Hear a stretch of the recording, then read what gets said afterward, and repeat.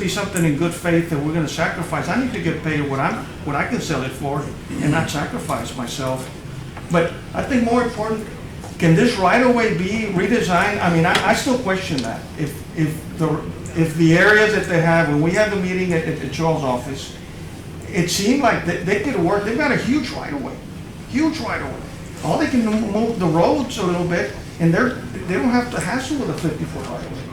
I mean, Tommy, then you're asking us though then to postpone action and let them develop things further, which isn't, I'm sure, what you want. right. Well, so our point, and our crossroads is today. We have a sliver, what is that sliver worth today? What can we make with this today? They're asking us to leave it out and to pay nothing for it, because once it's out of the subdivision, it's worth nothing to them. And I'm just quoting him, and it's not the first time I hear it. So I said, well, I'm not gonna leave it out, I'll leave it in my subdivision. Right.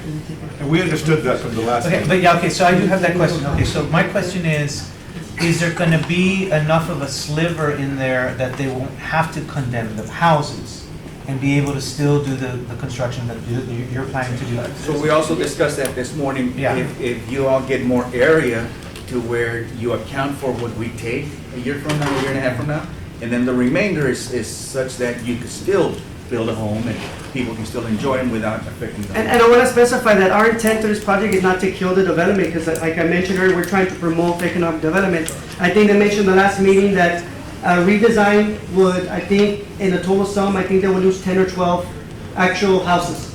So he was talking about 500 houses, when now you're building 409 houses, but you're not killing the entire development. I just want to make that clear that TxDOT is by no means Right. wanting to do But that. I guess what I'm asking is there a way for the developer to sort of unofficially designate some land, but it's still within the subdivision, so that it has the value of the improvements that you've done on the land, but so that at the later point, should they proceed, you can get the value of that, but still be able to construct now? You still go into that. One way to do that, and maybe there are other ways, but the one way to do that is just, as Tito said, if you accounted for those as being larger yards, then TxDOT would be negotiating not with them, but the homeowners who end up purchasing those homes, and they'd be paying them.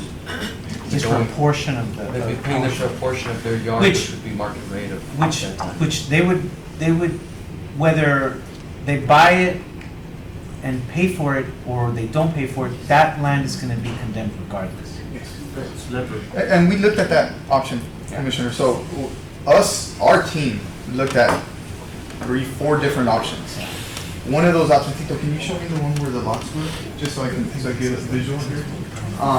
So one of the options was, instead of having a depth of 100, 110, 115, have a depth of 170, 160, and then come back and maybe they purchase from the individual landowners. First of all, that still negatively affects us, because I have to move the road.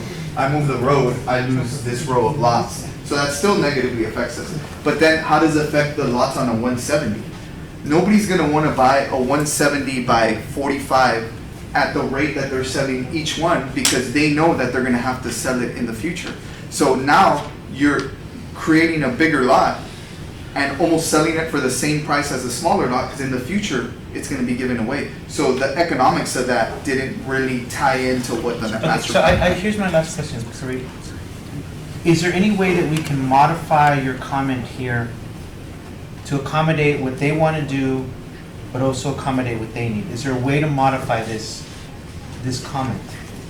Is there a compromise that us as a commission can do in terms of what we approve? This is a tricky one. I think you're at an impasse here. If you need to act today, I think, unless there's a better solution, I think that a redesign that would allow for a larger lot would then allow, they wouldn't get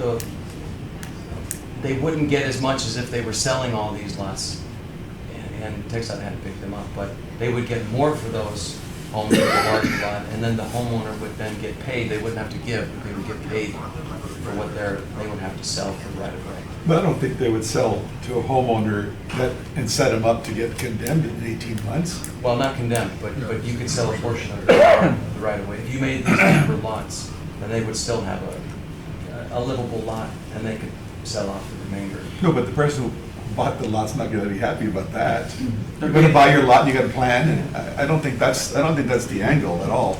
I think they wanna be satisfied that they're gonna be offered a fair market value based on at least something similar to a residential lot without it being scrubland that's been cast off and with a wall, you see. So how does TxDOT handle that? Because if this is a partnership, if this is a real partnership, which what we talked about at the last meeting, it has to be a partnership between the local taxing entities and the developers and the state agencies, then for them to, and us to be supportive, we can't set them up to be lowballed in 18 months where they now put their master plan and then you say, well, here's this sliver that's worthless, so we're gonna pay you, I'm exaggerating with worthless, but how is that compromise reached when you can say, well, to the commissioners, what are they called, the Highway Commission, the Transportation Commission? Transportation Commission. Okay, but we say, well, wait, these people were partners with us, and they redesigned their lots to cut this piece out, and so we need to give them a reasonable, it is not, I'm gonna say this, it doesn't need to be full retail, obviously, but it can't be cast off land. And it is a very tricky situation, like Herbie said, it is difficult to capture what is happening now. If this, in looking from the outside in, not being TxDOT, if this is approved now, I think we discussed it this morning, is there an option to hold off on building any homes on these 38 lots? Can you, just for the information, if they were to set aside a reserve lot, how would that be reflected in the valuation versus if they were lots? The appraiser that we hire, that TxDOT hires, would have to look at similar sales and how a public document with such verbiage would affect that. But it's going to be And most treated likely as it'll be divided. Yeah, so, Exactly. so what we were told this morning So we is, don't wanna do on that. the plat, we're, as per City of Laredo, we either put uninhabitable or unbuildable. And those words, we have to put them on that reserved lot. And so when the appraiser gets it, he can say, oh, this is unbuildable, uninhabitable. It might even be worth less than what they bought it for. What are you selling the lots right now per square foot? 1150 square foot. 1150 square foot. So if they gave you the 1150 for the amount of space that they're taking, you're good.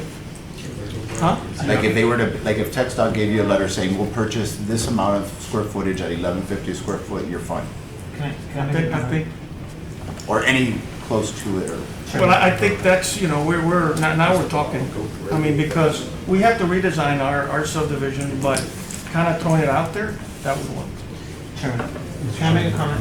I think that, I don't think they're sorry. there, excuse me, I'm sorry. if I may, I think that unless we have a legal obligation as a commission to approve this plat with this comment, I think that the solution is to approve it, striking the comment, and then let them settle the issue. It's not for us to settle, it's for them to settle, but we have no reason to tie up their project because of this comment. That's between them and TxDOT, not between us. As a commission, our policy mandate is to develop our city and to create economic development for our city, and I think that we should approve this, striking that comment. That's my suggestion is at this point. Okay, I'll tell you what we're gonna do. We've discussed this item back and forth for a long time now. We need to move on, and if you wanna make that your motion. I make that my motion. Second the motion. There's a motion and a second. All those can you go ahead and reiterate your motion? My motion is to approve the request for the replat and striking comment 1 from the planning section and striking, I guess, the TxDOT comment on the second page. Right? That's subject to all the other comments. But subject to all the other comments. Before we want to have one question, Mr. Chairman? Yes. I know it's been a long thing, but a long item.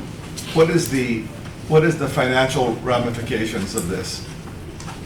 More or less? Well, just anybody. What's the dollar amount we're talking about? What's the difference between them proceeding and compared to if they set it aside? And what are we talking about dollar-wise? Because what was floated out to us was that this commission isn't going to is going to look unfavorably on these red flags that Mr. Gonzalez brought up, or one of y'all brought up, about the red flags about decisions that are made that hinder reasonable progress and taxpayer money, how it's being spent. We're talking about, any idea? It's only 1.5 acres. You talking about the impact to the developer, or you talking about the impact to? Well, TxDOT, I'm assuming railroad? that TxDOT's gonna get this land in 18 months to a year, or to 2 years. If we have current sales data of raw land, Well, but they're not- 1.5 acres will probably sell for $200,000 an acre versus $11 a square foot, if that is a residential lot, what it's selling for today. And that's like So they're very 400. different. It's So about- 176,000. That's what the impact would be.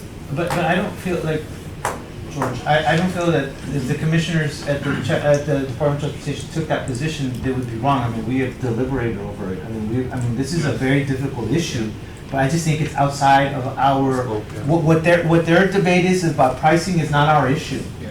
You know, it's not our issue. I'm gonna, I'm not gonna agree with you, Commissioner.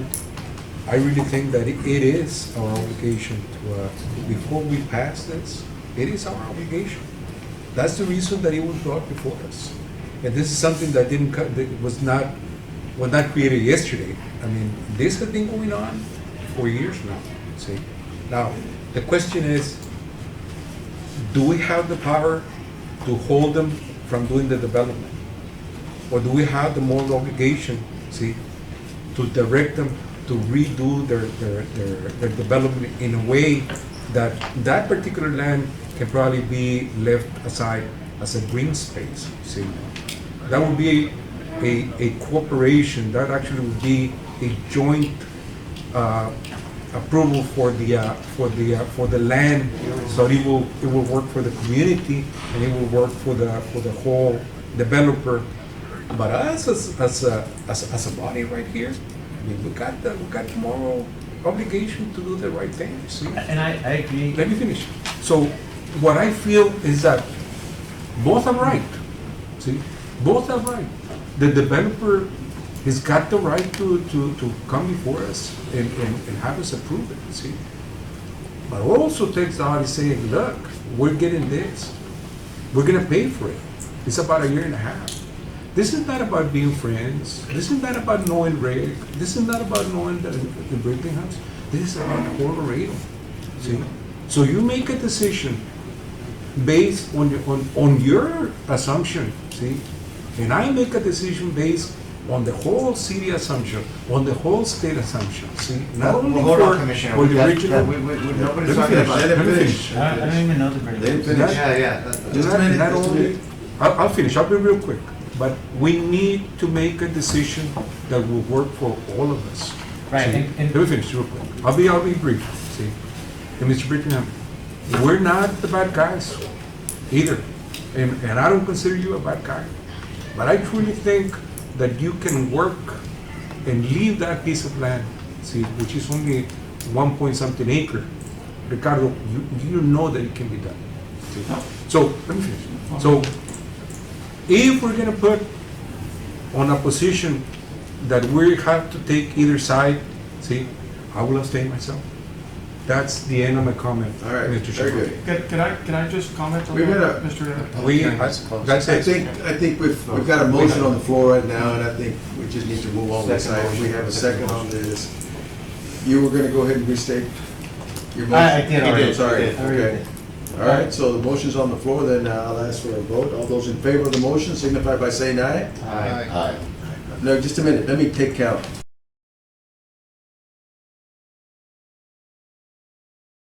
I'm gonna abstain, Mr. Chairman. I'm abstaining also as a member of the RMA, where we actually voted on this phase 1 and phase 2 to commit money. Okay. So we have 5, and the motion carried.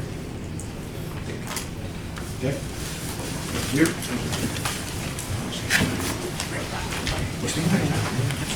Chairman, may I ask us to, Which one? the county has a representatives here on an item that does have a That is the Worms Road here?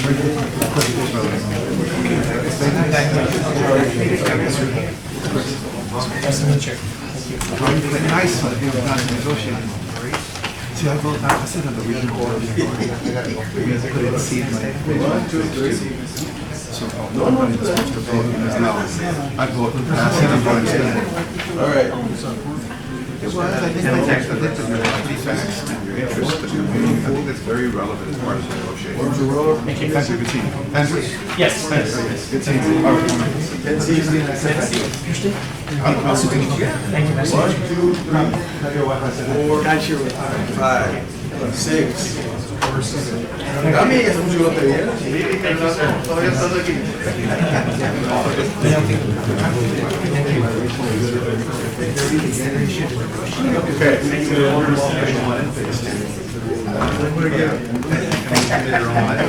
So, I know it's gonna cost us more, and it's gonna be enriching the family, friends, and things.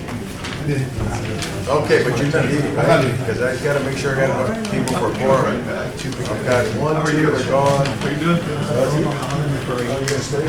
I'm here. Okay, 1, 2, 3, 4, 5, 6, 7. Well, there's a couple of guys that have to do it quick. Okay, well, let me go too. All right.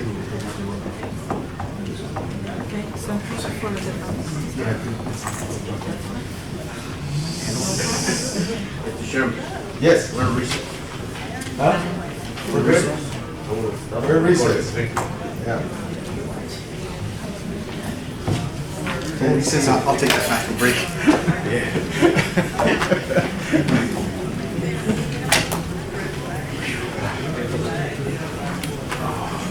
They're coming.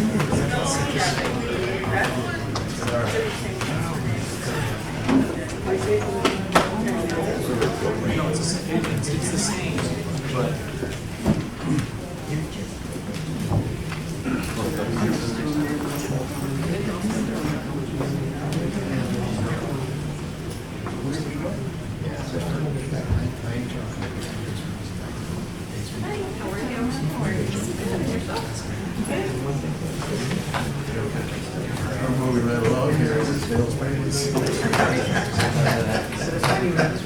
been a while since I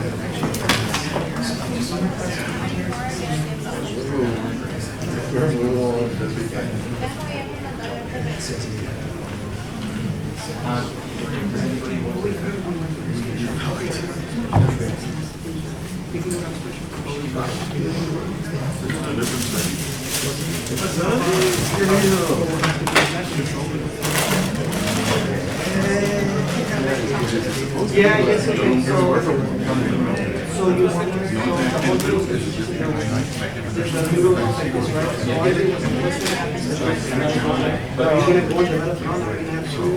Well, that's, and so we're fine, but the comment was that the state are requesting that the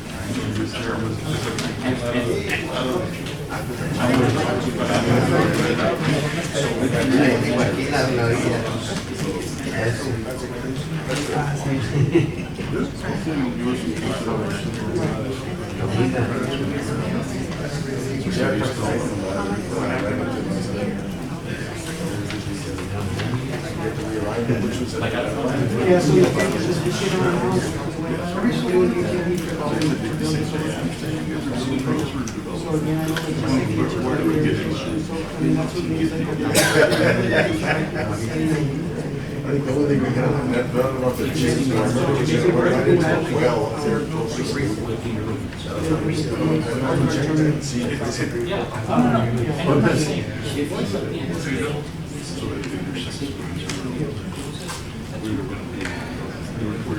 How is these people? Yeah. How long is the recess? But this one. I don't know if it was official. And so this is like, those designated, they just want to.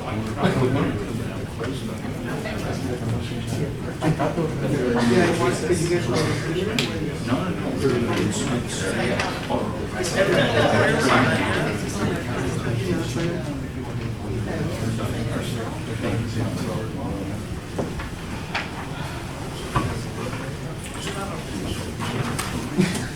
Mr. Pérez, But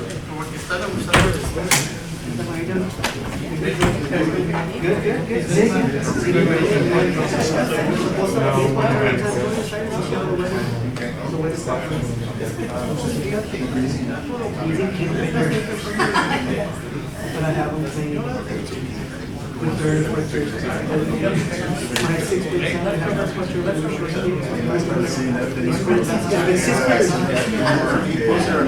And I feel bad for my children.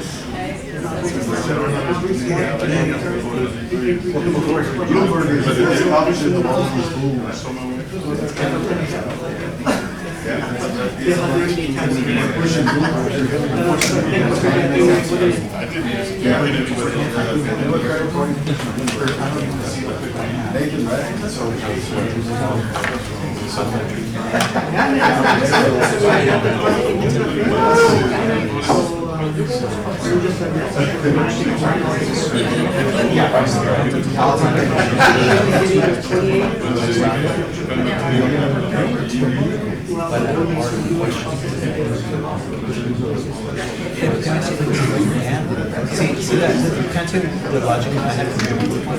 I said, I put that comment and essentially.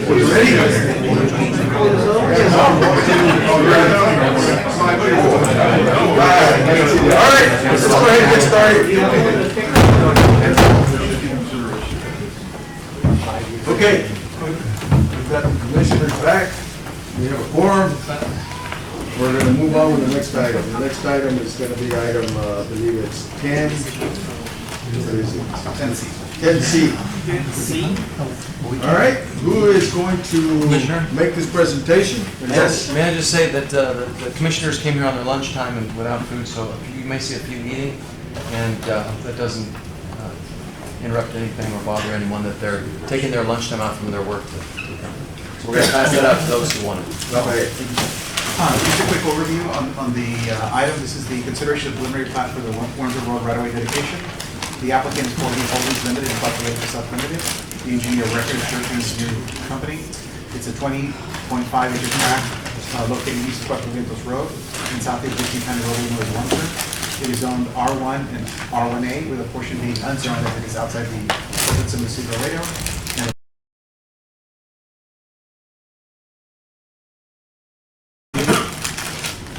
Street view. And here's the design. The staff comments are provide plat notes and export coordinates, identify all easements, and all improvements are subject to an interval for agreements from it being processed between the city and the county. Fire requested fire hydrants for 200 feet, and comments from water utilities and plant water line improvements called for 24-inch water line in the road right away, and coordinate these future improvements with the utility department. And lastly, these are from TxDOT. County will initial proposed design for acceleration deceleration lanes at access connection point to Cuatro Vientos Road, and county will need to advise TxDOT on what will become of the connection of the existing Wormsor Road on the east side due to this realignment project. And there's a proposed motion to approve. Okay, put the slide back that shows the difference in the alignments. That one right there. You got We something? thought we were gonna have overhead projection, so Okay. I did not bring Okay. budget copies, but that kind of. Let me, I can share this with you guys, then I'll pass it that way. All right. Yeah, and I guess just so that everyone's on So the same that you page can more or here. less see, so we can see this real quick before we start. Okay. Because it was kind of hard for us to. Rafa, can you move it to the plat image? Okay, come on.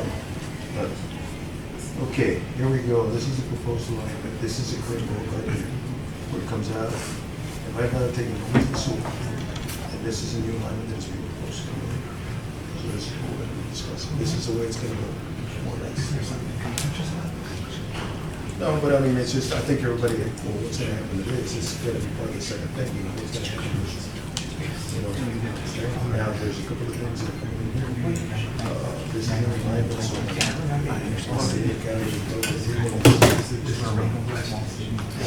That's correct, yeah, this is west of Wheaton. Okay, so are you guys, everybody good? Everybody good, okay, we're good, thank you, Joe, for this. All right, go ahead. I would have brought copies if I knew. All right. So anyway, so this project is actually being funded I've been hired by the Webb County. The project is funded by County Transportation Infrastructure Fund, it's called the CTIF. And the landowners that are here listed are the ones that are donating the right of way for the project. The funding for the project is roughly $4 million is what the county has to contribute. And so we're building the road from point A to point B to stretch the $4 million to the ultimate. As far as the comments go, I guess, I know Tito has to leave. He does have an amended comment. Sure, yeah, can you pull up the comment? Absolutely. Please, yeah. So for the record, Tito Gonzalez, Director, State Farm Transportation. I guess we'll amend comment number 2. Again, since we saw it as a realignment, our main concern was if you realign, well then technically the other portion of the road would become not needed anymore. So our comment had been to go ahead and close that connection, but we can amend that to say that we will coordinate with the engineer and the developer to determine the need for it to be closed based on a traffic impact and a safety analysis at that location. And you talk about the east side of Correct. Orchard Road. Correct. Is that what is being proposed right now on the current line? Yeah, so on the east side, I guess we don't have the alignment, The yeah. east side goes basically to a bunch of ranch land. Yeah, so it'll basically be here, this is doing something like this, right? Yeah.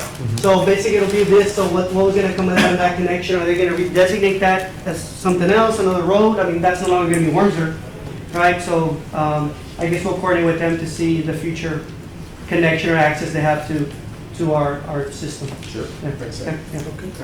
Mr. Chairman, who's the engineer? For, I didn't hear, sorry. Oh, thank you, I'm a Sharpie engineer, sorry. Oh, I thought you said okay. that. My female, sorry. Okay.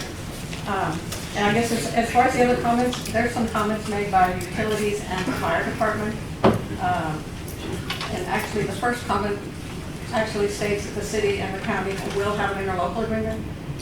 And the improvement, they actually, the comment improvement subject to interlocal agreement. So what I'm requesting, at this point, we're not even sure the CTIP funds will cover water lines. So I think all of that can be wrapped into the interlocal agreement between the city and the county. So I'd like the comment, because the comment reads, put the line in the ground, and so we'd like to amend that comment to basically say whatever's decided in the interlocal agreement. that makes sense. So, Let me ask you a question. What is the length of the road? 1.4 miles. 1.4? 1.4 miles. Would it be more appropriate, Mr. Epi, to strike the comment?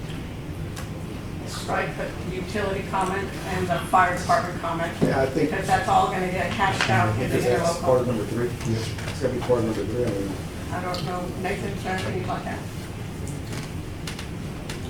okay. Any questions for the engineer? I do, Mr. Chairman. Yes. Mr. Murphy, so is it wise to stretch the funding out to go that long, or is it wiser to design a shorter section and utilize your funding completely? We are utilizing the funding completely. No, but you had said that you wanted to stretch out that But money. that's the only way to get back to the road. Yeah. In other words, we can't shorten it, that's, to get the curbs in there, to get back to Wormser Road, that's the alignment. You know, I missed at the very beginning, what is the overall reason for all of this? Did you all already say this? I didn't hear it at all, I'm sorry.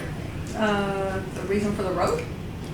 It's the realignment of Wormser Road to carry the traffic that's currently on Wormser and spend the funds. And push it over to Lomas del Sur. Lomas del Sur, which is a, Because Lomas del Sur is built more amply and goes all the way to 83? the existing right-of-way is only 60 feet, and the Lomas del Sur is 120-foot right-of-way. Did you Yes. already said that? I may or may not have. No. I like to understand why we're doing it, No, just for the sake of totally spending understand. money and, you know. I haven't had a Whataburger, so my brain might be a little off too. I might pick you up on it. I'm so So, sorry. yeah, we kind of just jumped in. So, but yeah, so 120-foot right-of-way, 64-foot road, back-to-back at its ultimate development. Because we see other developments, I don't want to talk so much about RMA, but, you know, we're doing some stuff down here too, Los Presidentes extension.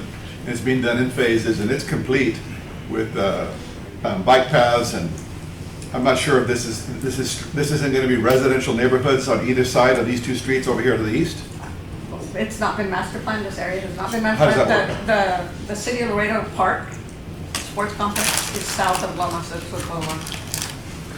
I just, That's It's the not all only within development. city limits, only a portion is. Yeah, and that's another- It hasn't been zoned yet for that, but likely would be a residential area.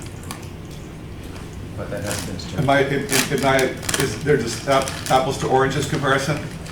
I guess if you're talking RMA, No, Los Residentes extension out to the east of Cuatro Vientos.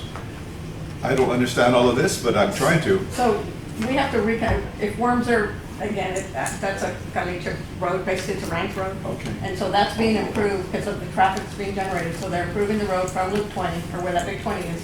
It has to come back and hit this roadway. So from there, by the time you get across and hit, to get it back up to that alignment, that's where that point of connection is. Also, As far as length, So, for geometric purposes. so this part of Wormser is all Caliche? That Yes. there, yes, sir.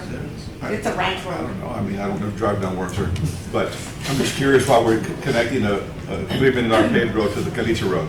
Because there's a lot of people that live on the Caliche Road and they want to drive on a There's a paved lot of road. traffic that goes through there. A lot of oil and gas. You don't have any traffic. questions about it all? There's a lot Out of of oil your and gas. purview, or? traffic.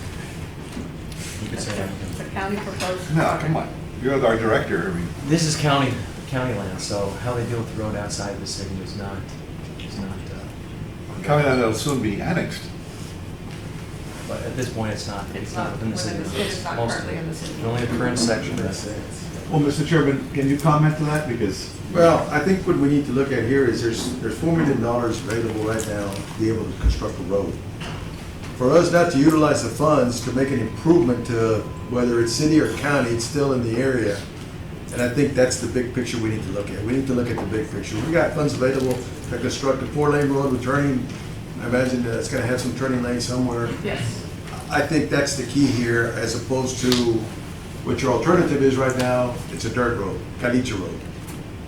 And And I think you don't have right of way to widen. As that road gets built also, that's gonna foster some development now. There is a large sports complex being planned for that area. And as you know, when you plan sports complexes, what is the problem we always have? Not enough ways to get in and out. And this would be some things that may help in the future. I think your question was, is that gonna be developed? Yes. Once they get the road, believe me, that's gonna. Roads developed, Road, anything. big time. Yeah. And the sport complex, that's something that is going on. I mean, We're gonna see a It's lot coming- of stuff here. Yeah, there's a lot of growth that'll happen when you put a road in. Yeah. So what are we being asked to do? Just to approve it as is, or are we being asked to strike a comment? Well- The only comments we're striking are the utility comments, which will be addressed in the city's interlocal agreement. There's a Because we're not utility- certain that this funding will even fund a water line, which There- was the improvement. There's two comments there that she's talking about the water line, but there's also one from fire. Fire fire department hydrants, also. which goes hand in hand with the water line. Yeah, and so Okay. again, So, that yeah. needs to be worked out between the city and Interlocal the county agreement. and their If there's interlocal. money to do it, fine, if there isn't, Yeah, it was build the road. Build the road, they will come. right? Yeah. Well, it'll be annexed and the city has to pay for everything. That's normal. So that's why you need a little better planning about that. But it has been normal.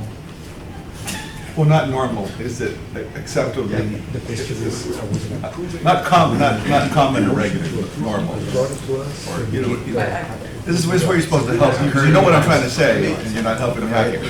Comments back up, absolutely. Some of the comments, some of the commissioners want to see the comments. Okay, here are the comments. That's the one we need Okay. to strike it, and only, again, it gets addressed in the interlocal. Number agreement. 3 is the comment that she's referring to. Improvements subject to interlocal agreements between the city of Northern Webb County. The fire comment requires there, I mean, that's a comment, yeah, it requires it, but if there's no water line, nothing you can do. And there's one more comment from there, utilities. And obviously, that has to be hashed out between the city, because the city is the one that has the utilities.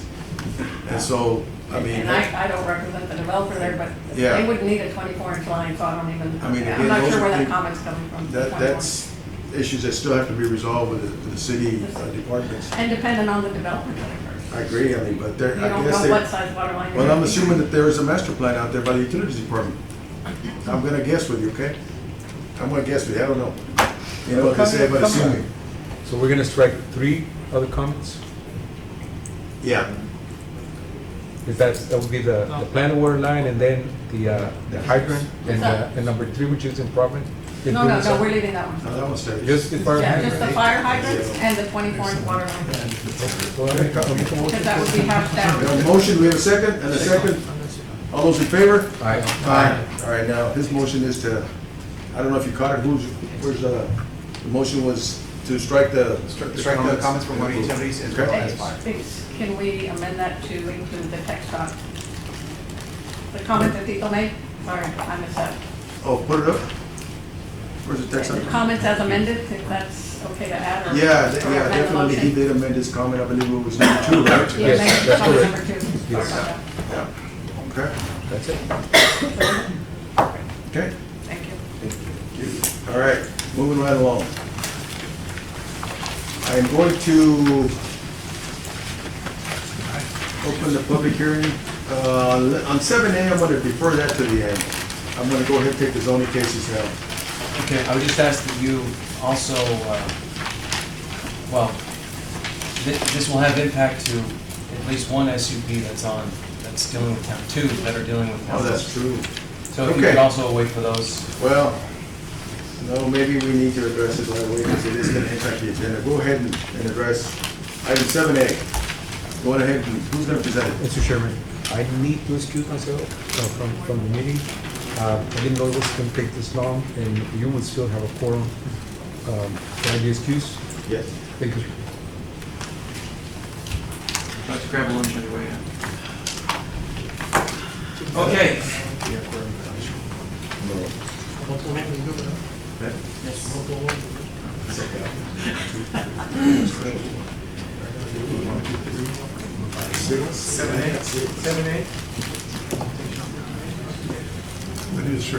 Okay, so we last time spoke about how we were working on amending the ordinance for townhomes.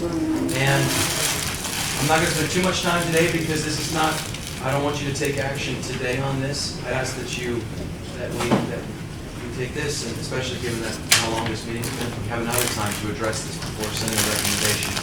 And I've also given each of y'all a copy of the ordinance as it's currently written or proposed for townhomes. Now, why are we addressing this? I want to talk about the current ordinance for townhomes and talk about why we're asking to amend it, and then talk about the timeline possibly for amending the townhome law or affecting how townhomes are dealt with. With the existing ordinance, there are multiple definitions for townhouses. And so it's unclear when somebody brings us a project, is a duplex considered a townhouse? Or what is considered a townhouse? Because it's impacted by the requirements. It's approved as of right in some of the zoning categories or in the permitted use table. It's permitted as of right in some zones, but not in others. And yet, and I'll show that, it'll be a little clearer when I show it. There are no specific design standards for townhouses. So what happens if somebody wants to do a townhouse project, think attached single-family homes that share a wall. If they want to do that, they have to come in, and it's a negotiation with the planning commission. And sometimes y'all are caught off guard because you're not sure, well, you say 24 width, they say 20, what does it really matter? So we want to give some clear guidance when somebody comes for townhouses, they know what that development standards are.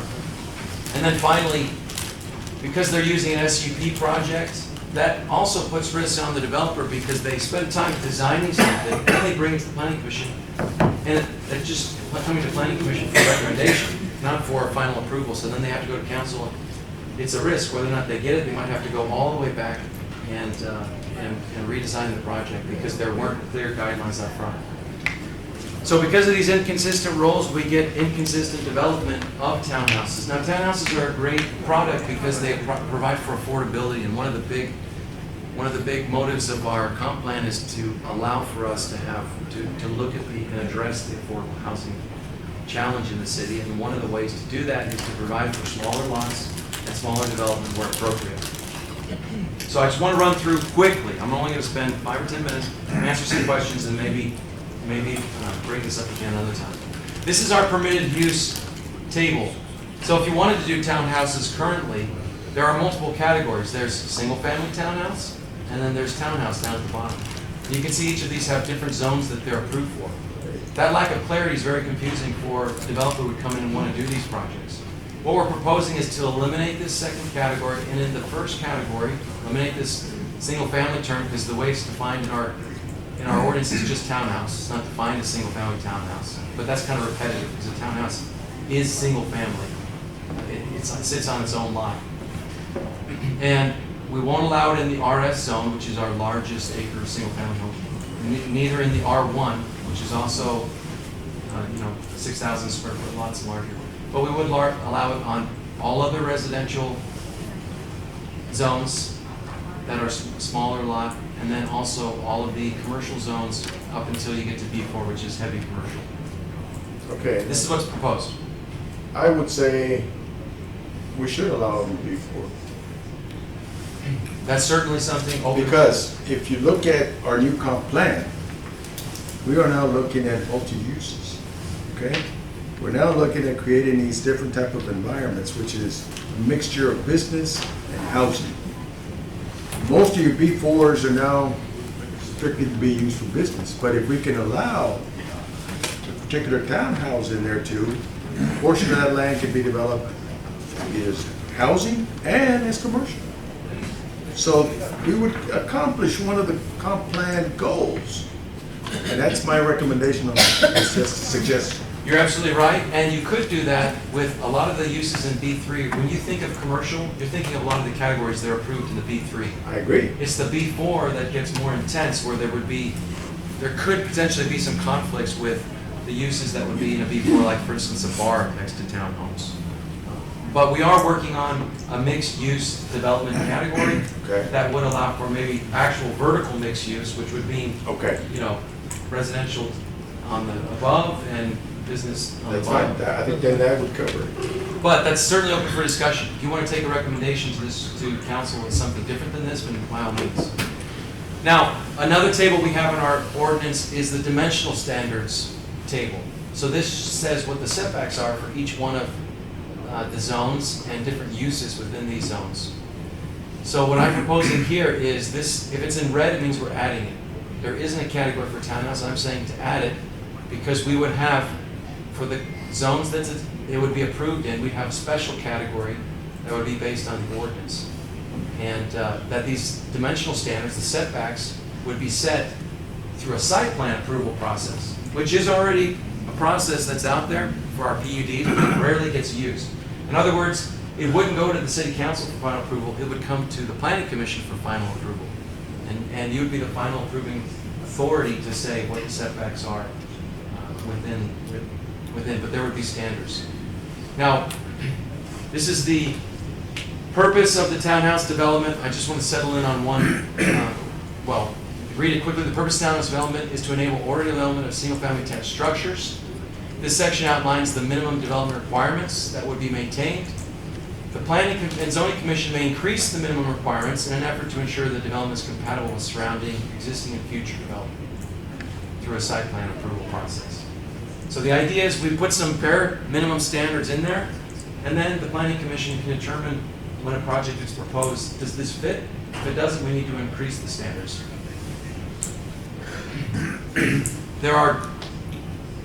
One thing that we thought a lot about was, yes, there are reasons why our PUD ordinance, our planned unit development ordinance, where you could do townhomes, doesn't get utilized. One reason is the size restriction, how big it is. Townhomes would be a good product for infill, but often the infill is just a couple lots. And although you could fit 3 or 4 townhomes in there, and that would make it viable for a developer to buy those lots and develop, instead they sit because you can't do a single-family development and make it work. And townhomes wouldn't be permitted because you need large acre. So what we would be proposing is to allow for infill development where you already have a public street and you already have public utilities running down a street and you just have a couple vacant lots. And if the zoning permits, you could fit townhomes in there. Otherwise, if you don't have that situation, you just have raw undeveloped land, we're asking a minimum of 2 acres and 31 townhouse lots. Why that number? Because that's the number that's required by fire code where you need 2 accesses for existing right of way. And that allows for more orderly development when you connect in 2 roads into existing roads so that don't deal with some of the situations we do with some of our townhouse I have a developments. question. Yes. In the new development, are you saying that you could not, in other words, you're saying minimum, like if I wanted to do a townhome development, I had to purchase a 2-acre lot and do 31 townhomes? Or, That's if you were to do new development where there's no public roads already built accessing the site, no utilities accessing the site.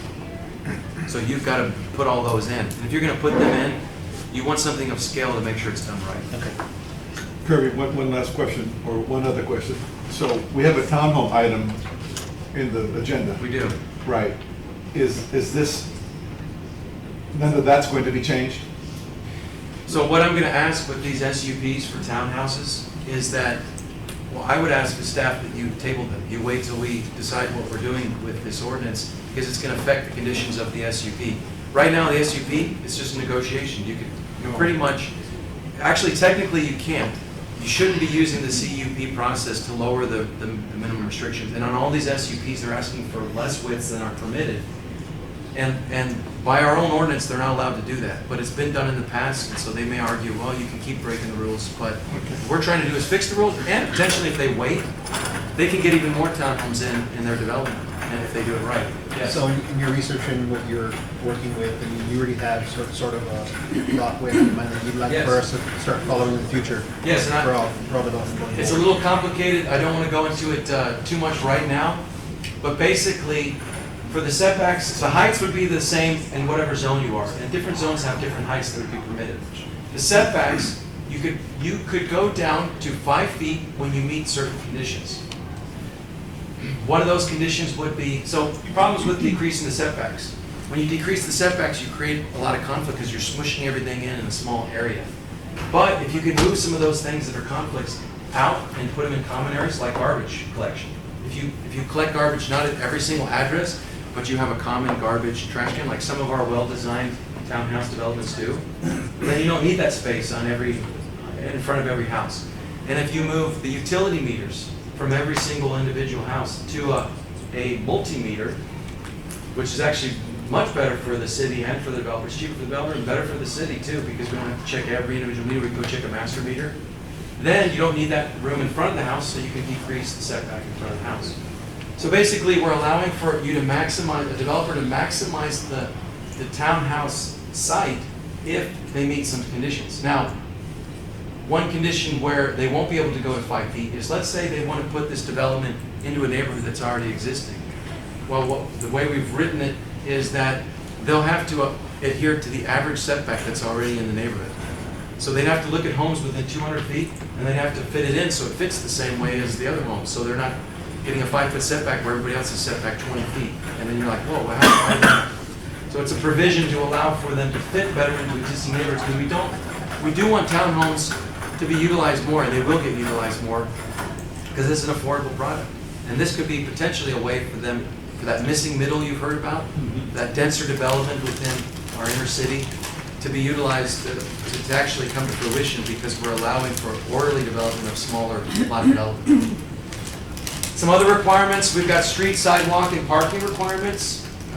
Common parking lots is another way you could, instead of putting all the parking in front of each house, if you make provision for the cars in a common area, then you don't need that room in front of the house, you can get a slightly smaller lot.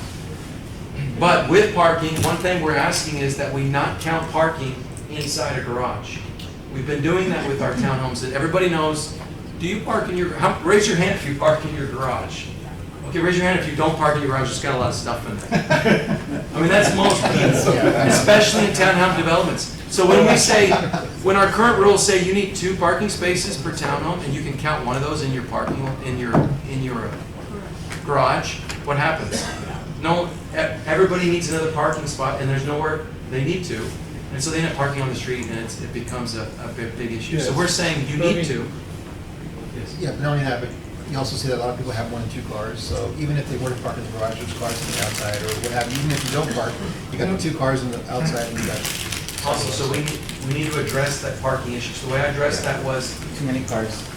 not count what's in the garage, and also that you have a visitor parking requirement, but if you add another additional parking spot per unit, you don't have to do that. Then there are some design requirements that we're putting. They're not very stringent, but we don't want these to just look like boxes. So there's some requirements for it to be articulated and to use higher quality materials. Those will be ultimately at the discretion of the Planning Commission.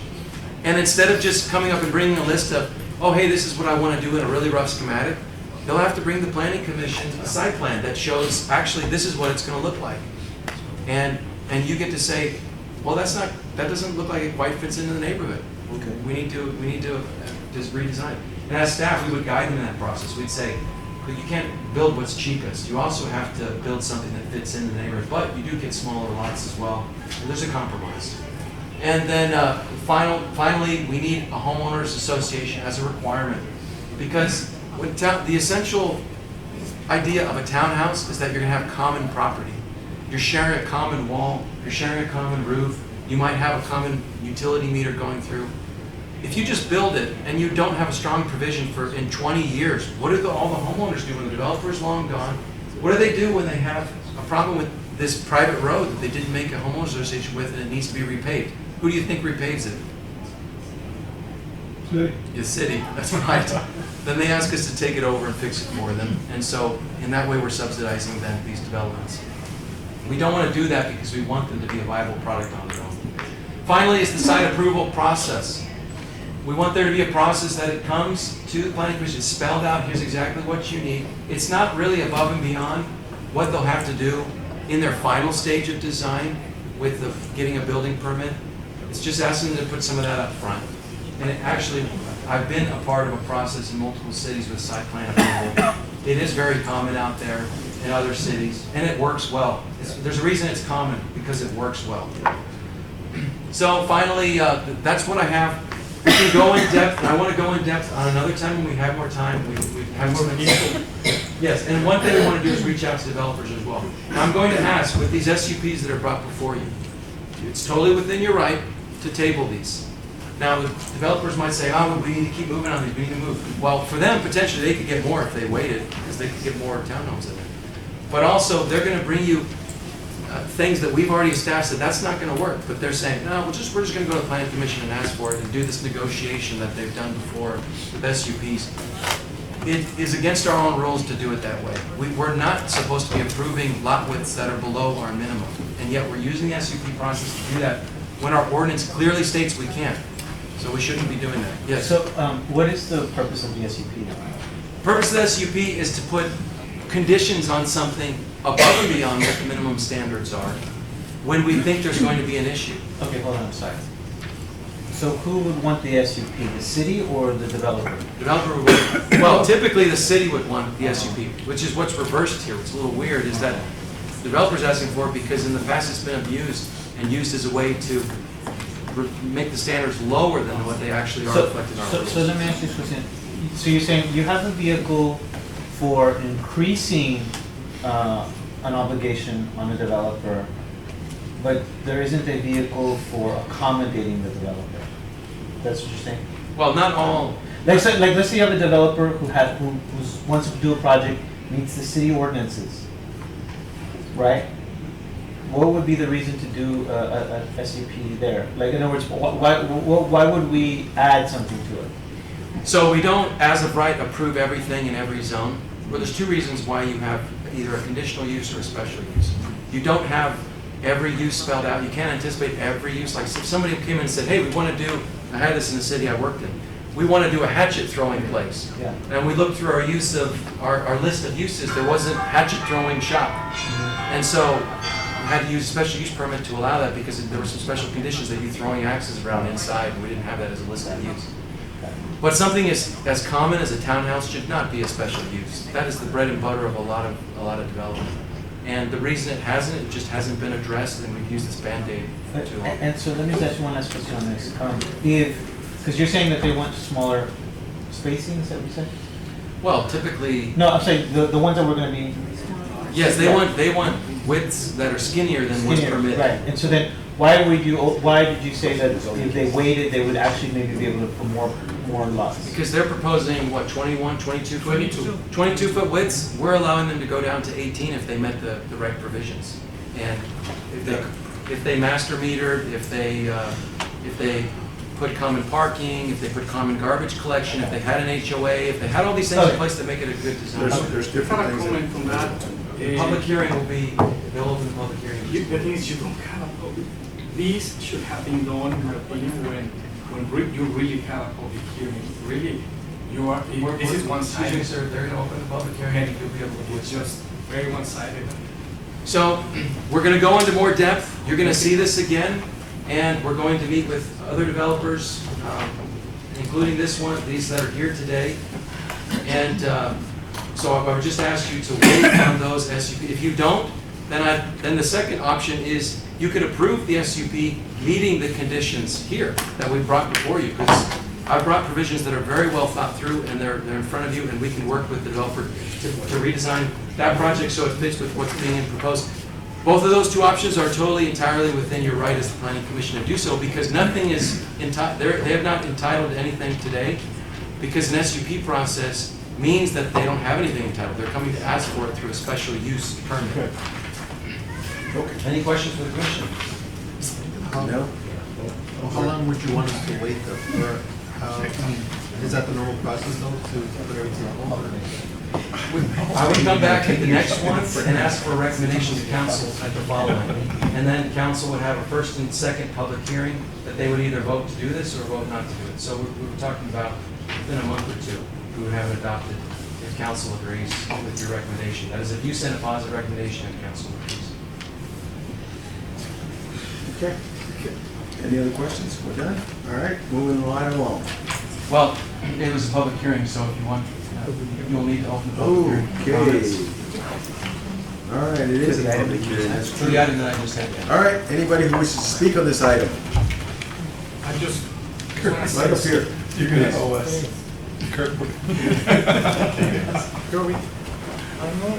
another draft from me? My name Yes, is Oscar Castillo. Thank you very much for the time. I think I see, I don't disagree with in the fact that we need that, but at the same time, it'll be completely unfair, and I don't like the way this has been done. That like it's kind of all of us are there, but we went last year. We met with the entire with the staff of the planning and zoning and the representative from the different departments. We addressed the comments, probably except for the 24, which it is a requirement that is, I think, is out of context. But we addressed already the comments. Let me ask you a question real quick. What we're talking about here, and I don't know if you're talking, I think, specifically about your project, right? Yes. We're really just talking about the ordinance that he is presenting, and we want your comments on that. We're gonna get to your projects. Okay. We're not there yet. I- We're talking about this draft ordinance that is being proposed. I don't disagree with that, and I will be here. Okay. The reason I stand up is because I'm urging you not to table it, because really it's being delayed, and like we went through this process, and that's what I wanted to say. Okay, all right, thank you. Thank you. Does anybody else wish to speak on this public hearing on this ordinance?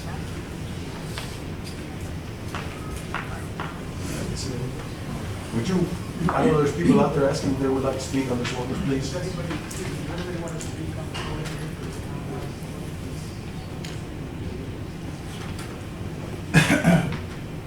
No? All right. Chairman, the motion I would ask for this is that you table it to the next meeting where I'll present more in depth and you can give a recommendation. That's exactly what I was We going can to do, just- so you beat me to it. We can just table it indefinitely. and I need bring a it back motion for to public. table the item so that we can all have a chance to read through this, I move that we table. digest it, and then come back at the next meeting? What number is it? Or if you want to review, if you want to have more in-depth review, we can do that. So I'll leave it up to the chairman to decide when we put it back on the agenda, and I'll work Okay. with you. Yes. All right. I move that we table item 7A indefinitely. Okay. We have a motion, we have a second? Second. And a second, all those in favor? Aye. Those against? Okay. All right, now we're moving to item 7B. Who's gonna make the presentation? Commissioner, I believe you have one commissioner who needs to leave. Who? He's got, Not right. You're he's got 20 you're minutes. independently wealthy, you don't need to leave. Okay? He's got 20 minutes, and he's gotta help us 20 minutes. So we gotta finish in 20 minutes. Can I bump you? Yeah, I don't get you out of there. You're gone. Oh, we need some breaks. Oh, Change tape. Change the matter. Mr. Chair, would you call a 2-minute Let's go recess? for a recess for 5 minutes, and he changes his battery real quick. Was it this good? That's right. Shaking, not stirring.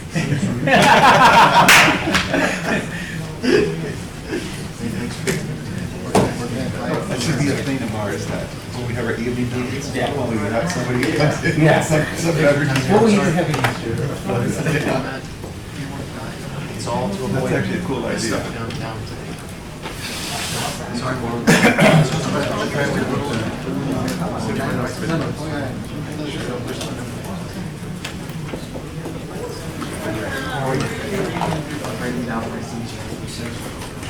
Fernando, thanks for helping us. You're welcome.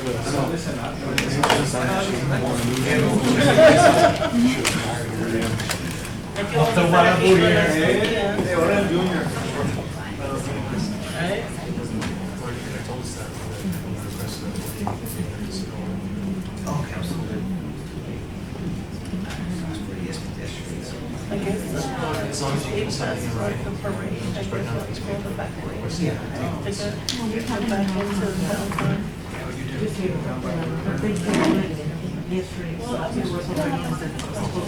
Typically what happens is we'll tell them, hey, we didn't take it off the agenda, but they've asked. We'll stick with it. We're gonna just make sure. That'd be great. Can you hear it? Like, Oh, the clerk does actually just need to. Sorry, I'm a lawyer, I don't do a lot of interesting things, right? You know. On top of my house. What about ordering it online? And then plus an email, and you're like, I'm like corporate America. I gotta be in the field so many hours a day. yeah, it really is. They're probably pinging me that night. Thanks so much. It's good to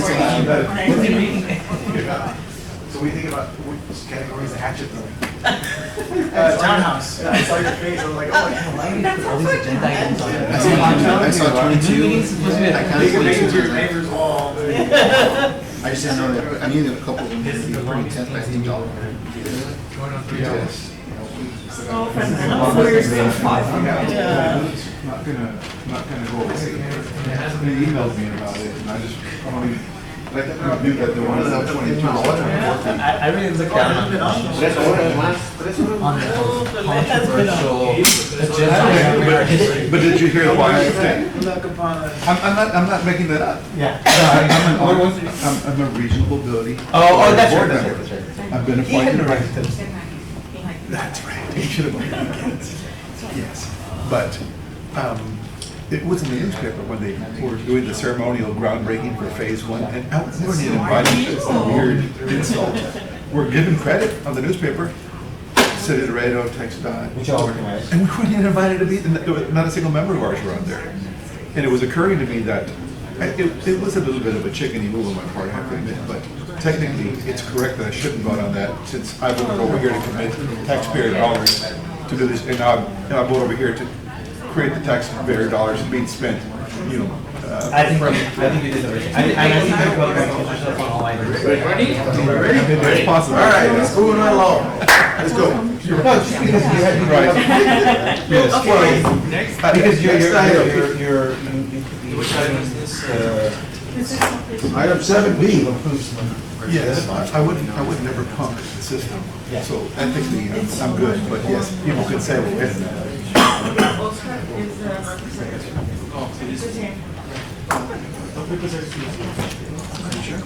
What presumably I would have to step right here. You gotta get to work, get to work. Shiny identity. Yeah, look at it. But that, you said, you sure? What time? What time is it, Jim? You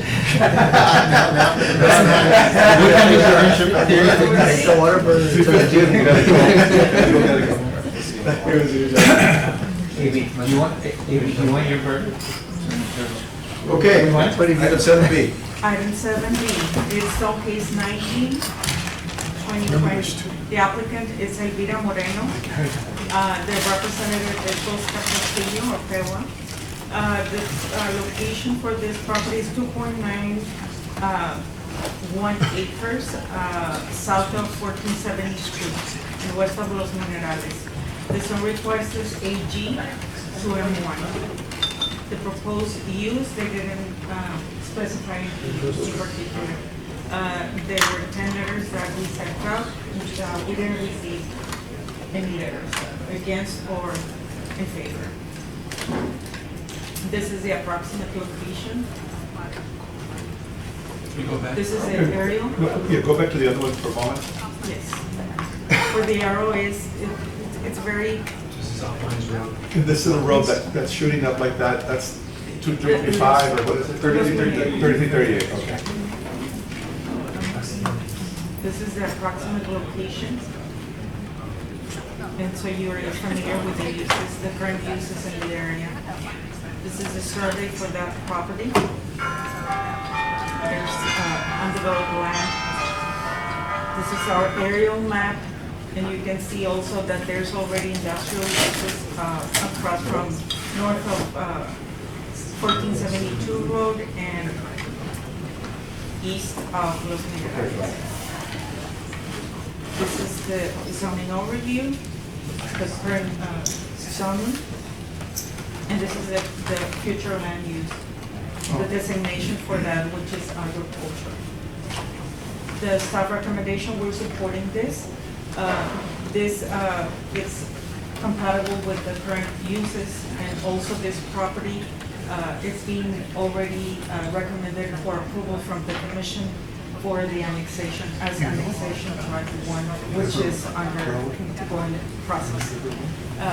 And it was approval, recommended approval with the initial zoning of M1, which is what they're proposing.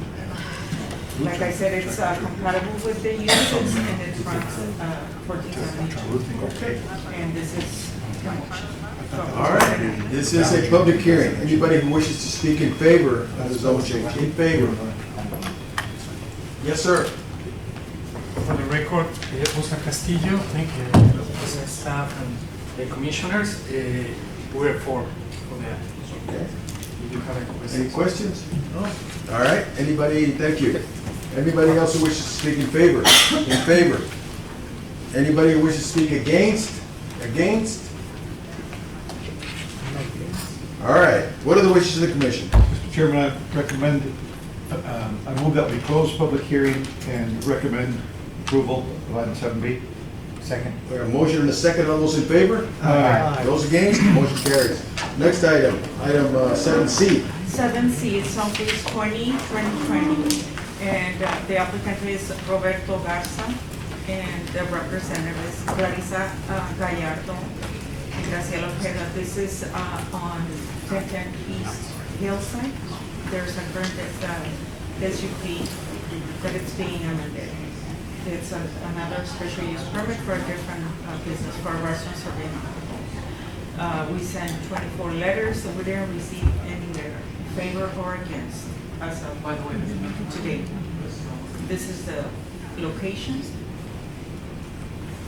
This is the area. I'm sorry? Can you pause on that one? That's closer. It's where Cayo de Hacha used to be. Oh. 1010 Oh. East Hillside. This is some pictures of the current. That's the site. These are our maps, aerial, the zoning overview, which is a B1 zoning. This is a future land use neighborhood mixed use, which do not include B4s. This is the measurements.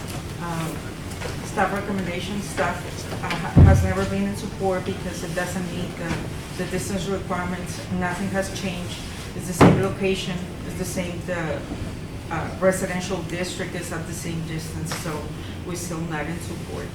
Now, the property does not meet parking requirements also. They used to have an agreement with one of the property owners next door. They don't have that agreement anymore, so they're lacking 12 parking spaces. So we're not in support of this SUP. They're 12 parking spaces short? Yes. Based on the square footage, Of course. they should have parking, 30 parking spaces. Now, That's what it is. Let me ask you this, because I did read my packet, and in the packet, it did say that they were not going to use the patio and the 2 extra spaces they had. So is this requirement With the new square footage. for the new square footage? Yes. Okay, thank you. Can you go back to the overhead of the actual property? Yes. And they're not allowed to redesign this and come up with more parking, or they're maxed out? They're Looks like- maxed out. I mean, Well, it looks They- like that back area is not utilized correctly. but that's the way the current parking looks like right now. And those are the spaces that they have. They're limited. Like I said, they used to have an agreement with the next door property owner, but they don't have that agreement anymore for the extra spaces that they were lacking. Excuse me. Okay. Del That's lado, it? del lado Yes. derecho es una iglesia, ¿no? No sé qué. ¿Qué es ese edificio? What's next door? It's a health clinic. Yes. Health clinic. A health clinic? Health clinic? Ophthalmologist. Used to be a church at one time. Yeah, I like this. No, it's Dr. Benavides. Oh, it's Dr. Benavides? Yes, And the other one is that place was constructed, it's been a restaurant, probably about 20 years. All right. Then, 20? you done with your presentation? Yes. All right, this is a public hearing. Anybody who wishes to speak in favor of the special use permit, in favor? Yes, sir? Come on up here, please.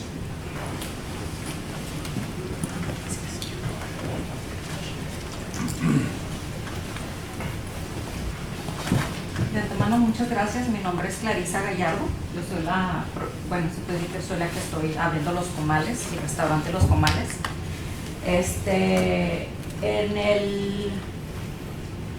Un arquitecto me hizo una estructura para acomodar y fue aprobada por Building, creo que fue Building, Mr. Garay, Frank Garay, me lo aprobó, donde habíamos acomodado un poco más de estacionamientos. Obviamente no son los 12 que explica Ms. Alejandrina, pero sí acomodamos, sí se puede hacer posible acomodar más espacios y handicap. No estamos ocupando el patio, que pienso yo que en su momento los que estaban ahí antes fue un poco el problema que tuvieron con varios vecinos, y eso porque los vecinos nos comenzaron a Perdón, comer. ¿cuál es tu nombre? Clarisa Gallardo. Háblanos más de tu proyecto, ¿no? No, Sí, de lo mira, pasado nuestro ya lo proyecto conocemos. es a base de almuerzos. Si tienen conocimiento con la finca, queremos hacer una idea fresca, una idea bonita, mexicana, familiar, de 8 de la mañana a 2:30. Y luego se cierra y abremos de 4 de la tarde a 10 de la noche. Y se convierte como en steakhouse.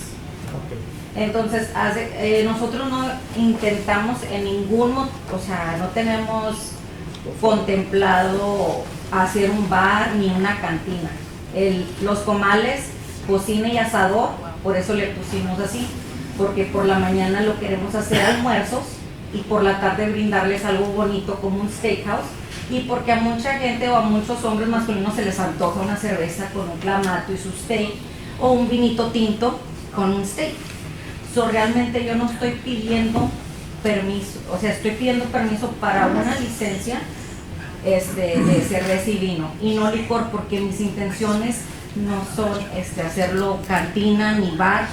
Por eso mismo estoy accediendo a todas las cosas que me están pidiendo, como no usar el patio, que creo que esa fue una de las razones principales que se hizo mucho problema anteriormente, y el horario también, se cierra a las 10 de la noche.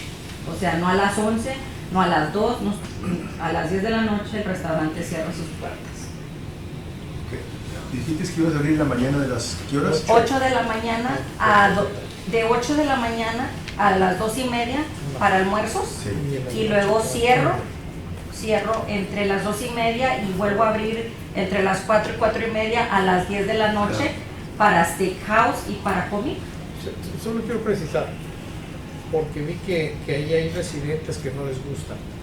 No hay gente del lado derecho ni del lado izquierdo, ¿verdad? No hay casas. De hecho, aquí se está vendiendo esta propiedad, por eso no obtuvimos permiso de ellos, porque ellos, está una realty company ahorita y ellos quieren vender la property. Ms. Benavides. Es el doctor. Sí, Dr. Benavides, hablé con ella y se accedió al principio porque le platiqué mis planes y todo, pero no agarré su carta por el hecho de que quería no molestar. Como mi horario no es extendido a las 2 de la mañana, es a las 10, por eso mismo no lo pedí con Dr. Benavides. ¿Cuántos estacionamientos hizo el planecito que te hizo el arquitecto?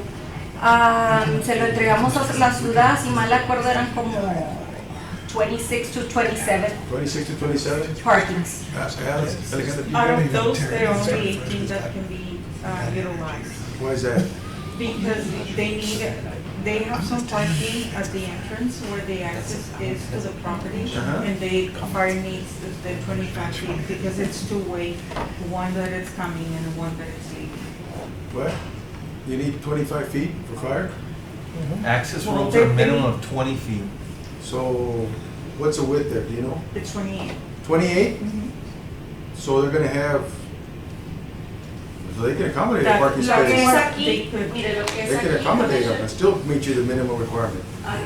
Yeah, I don't know where that's coming from, because the building is not very deep, and obviously we'd have to You can run the get to it with- numbers. from We the could street. have, you're right, the access Yeah. from the front. Okay, so you said how many parkings, 26? Yes, That's like what you had calculated? They need for the square footage? Yeah, They need. you said 30. 30, yes, they need. They got about 26 that they can accommodate? Yes. Have you seen that plan from building on the 26, how they figured that or no? No. It was turned in when I submitted the special use permit. We have a site plan, but it doesn't have 26 parking. We took an architect to do porque ya sabíamos que había ese problema anteriormente del estacionamiento y él fue el que nos hizo posible acomodar ¿No tienen un dibujo de eso? ¿No lo ven? No, porque lo entregamos para el special permit. No. Mr. Chairman, we could table to the next meeting and they can prove that up, or? Well, yeah, because to me, the issue is gonna be, the parking issue is if we get to 26, Right. 20, we're real close. Yes, I agree. We're real close, okay? But certainly less than that, it's gonna be a little tough because This is what they you got provided. employees. It says 22 parking spaces, All right. not 26.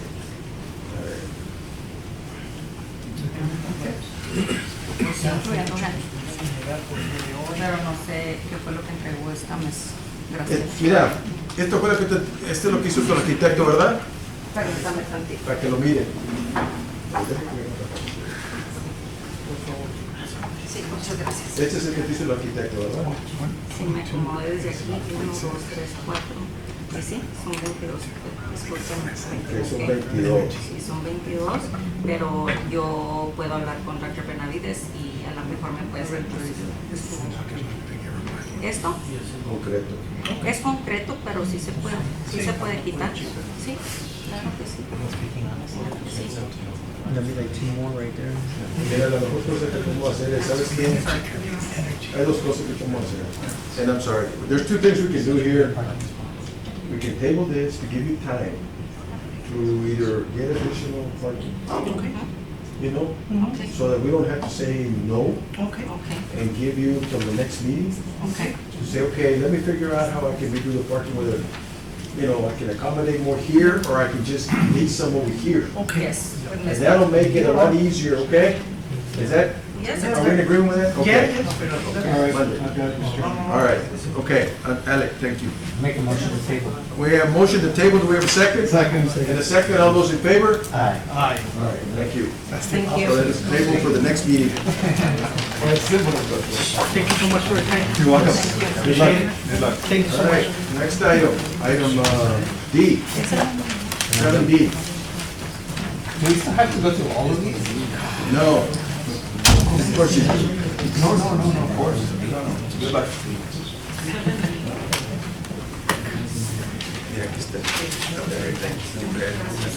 Seven D, it's a zone case, 21. There's an update on this case. I don't know if you want to go through the slides, but the applicant requested to table the item. No, I I'm think sorry. you wanted to table it. Mr. Chairman, I move that we table item 7D. All right, Second. and a second, all those in favor? Aye. Good. All right, next item that we have is item F. No, E. No, we already did E. We already did.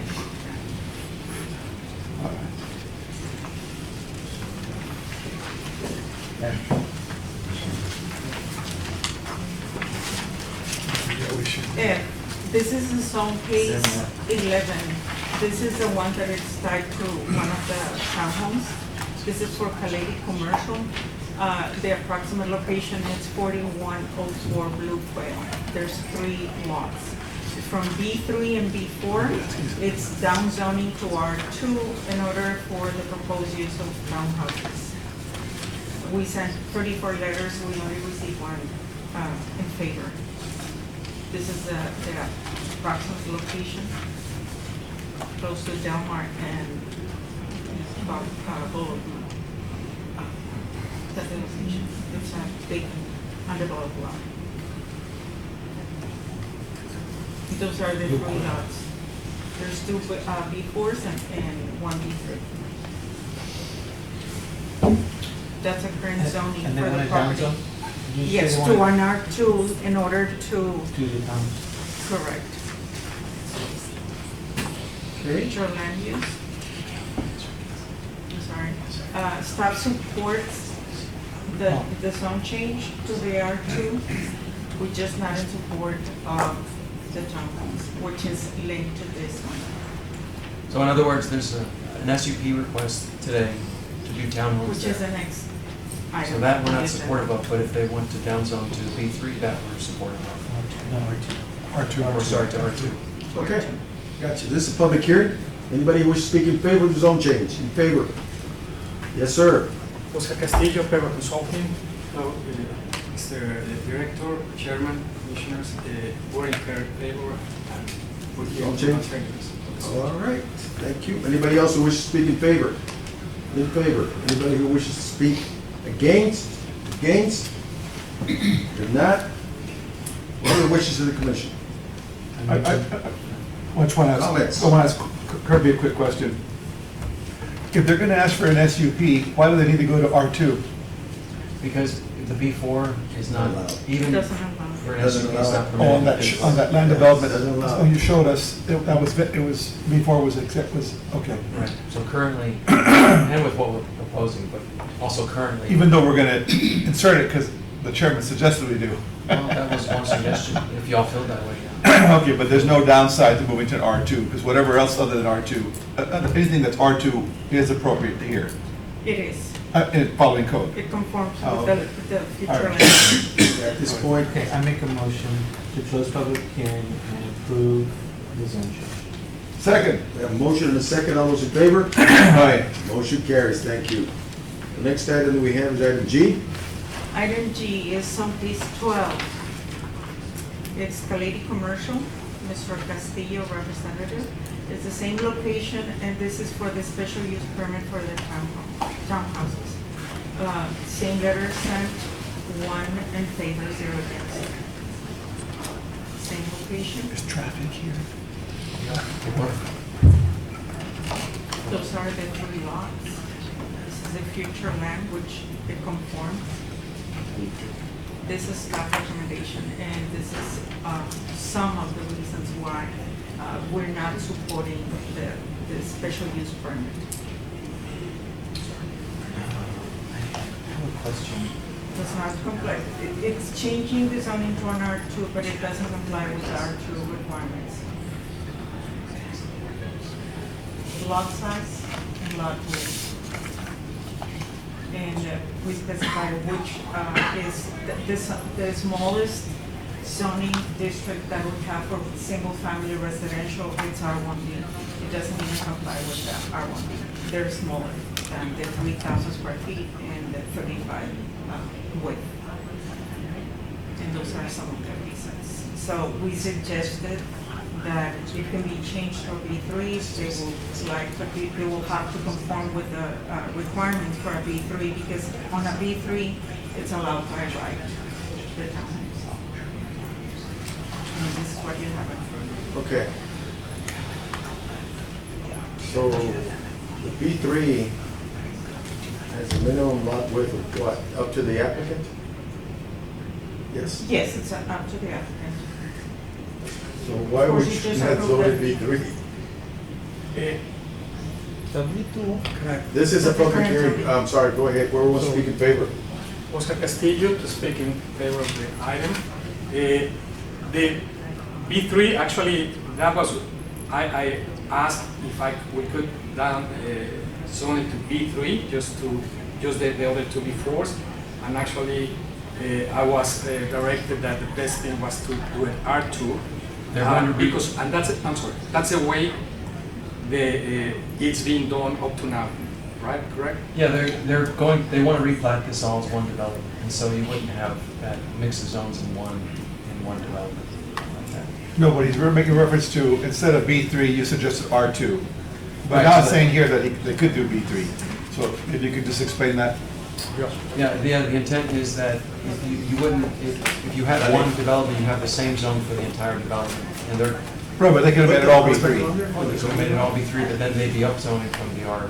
No, to the B3. no, it was B3 before, Kirby, we just voted to move it to That's the future R2. land use. Well, Okay, That's what's the it, current zone. what's the current zoning right now? It's B3 He's got before. B3 before. B3 before. So part of that property, it's just unplatted, he's actually got the correct zoning to do some of it. And the other one, he's got a B4 that he's asking for a change.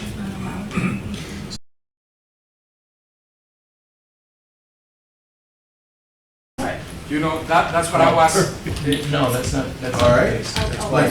Because they still need, they could do townhouses, but they have to stick to the lot size restrictions that are in the B3, and that they're not. So they want to do an SUP, and so either, whether they're in the B3 or the Same lot R2, they size. still have to use an SUP to get to the lot size. To the lot size they want. Yeah. The minimum lot size in I'll B3 go would take be a look what? at townhouse. I thought that in the B3 there was, I need to look at the chart. What is the minimum lot size in B3? It was up on the screen right now. Can you get us back to that, please? To the minimum lot Should I have it size. here in the ordinance? All the comments. On the comment section that you all plugged in. There we go. Mr. Chairman, there it is, I think. B3 is what? Well, R2 is 4,600. And what is it for, I have a question. on the B3, what is the lot size? Frontage? I'm sorry. For B3. It's in the dimensional standards chart of It was on the presentation. What is, because if I understood you correctly, you said that they had a B3 zone. They didn't need to have a lot frontage. I'm sorry, minimum. can I interrupt you just a little bit? They can do townhomes in B3, but they would have to have the large lot size. Because the lot size requirement in a B3 is whatever it is, 6,000 or whatever it is, right? And that's what I was. But in order to get the smaller lot size, they need a special use permit. The special use permit is only allowed in the R2. So that's why you have to move to the R2 so that you can apply for the special use permit. Thank you, Vanessa, for that clarification. Okay, here's what I have a question for. You recall earlier when Kirby was saying that we could approve, that he would have no problem with approving the SUP as long as you agreed to adopt the proposals for the smaller lot sizes, but having these other ideas to make, what would you call it? Well, the visitor parking and multimeter. Yeah, the multimeter. How is that? Is that workable or is that not workable? The thing is, that's something that it has been done with the 22, with the single meter and things like that, and it hasn't been. I can show you examples that have been approved recently, and they're constructed and they're working. No, and that's fine. But let's just put that aside for a second. Would it kill the project if you were to adopt some of the things that? And maybe you're not prepared to answer that. The thing is, it's an unknown, you know, Yeah. because it is really, like, for example, I think on this one, I think we need it, but I don't think it's something that is gonna get approved like right away, because there's need to be a lot of thinking that we already made for this particular development. And on the other one, it is on the, and I commend Mr. Kiri that he wants to do that because we need that. But right now it's very, it's preliminary. He is very preliminary. Yeah. You know, I don't want to wait 6 more months to. He said, I know he said 6, 2. Okay. But let me ask Kirby this, Kirby. So, I guess conceptually, you're saying how many? And what's this? What's the what's the distance between the units? 22. 22, right? Between them, the frontage of the unit. It's a width. The width is 22. Yeah, the lot widths are 22, right? And in an earlier comment, you had said you know, he could even maybe do an 18, right? But assuming he had these other things, right? So I guess my question to you is, evaluating what they're proposing, what in what they're proposing makes the 22 not work? I know that it's, in other words, I know what you're saying about the SUP that's not meant to do this, Yeah, to what go about the down. design? Yeah. Our experience has been with the widths that are. No, but I want to know about his project. I'm asking you in his Yeah, project. it's the same issue that we've Okay. seen with other projects, and that is when you have a street where you have the garbage cans out, you have meters, utility meters that are placed where the driveway is. They're not able to pick up the automatic. It interfects with, you know, we have the system now where we measure in radio, we don't measure them by hand. People park on top of those. We're not able to take measurements of the meters, of the water meters and utility meters. There's issues with the amount of parking that's provided because it's in garages. We're not actually providing enough parking, so it's gonna be parking on the street that's gonna spill out into the neighborhoods. So all the design issues we've seen, the same potential is there with these. Now, if everybody that buys this development only owns one car, and you know, that might solve some of the problems, there's still gonna be other issues with bringing that width down from what's required. Is it huge with the rest of those 2 feet? It still has that potential to be less well-designed, which is why we want to have minimums in place that can shrink if certain other conditions are met. Also, what do you think about what he's saying? That he's assuming many things, and I think, like, for example, he said, like, right now, when we were like very few of us with the, hey, how many do they park? I always park in my driveway, my wife, my mom, everybody. But not only that, when you have to, because that's what it's designed for, the people won't block. And I know you can tell me, oh, I know people that they park on driveways, but for the most part they don't. So really, when you don't have that extra space for people to park on the streets, they will actually use their driveways. And in this case, we have 2 closed garage, and we have 2 on the driveways. And here's a picture of, and I just went to the pictures, and unfortunately we don't have the overhead, but here it is. It seems like it's a stage, right? Like it's exactly his parking, he's leaving every space. Why? Because they had to, because that was designed that way. And you know, like we're assuming, oh no, I don't park in my driveway, on my garage, you know, and they're gonna block the street. For the most part, people don't block driveways, you know, and so I think it is I respectfully disagree. I think it's a gray area. What about his comment about the meters? The way it's been, you know, it's 22. Usually we have 18, and it's been put on those extra 4 feet that is not paid. And it does need the coordination that it's been done, and now, you know, and it hasn't been a, you know, and I'm sure Mr.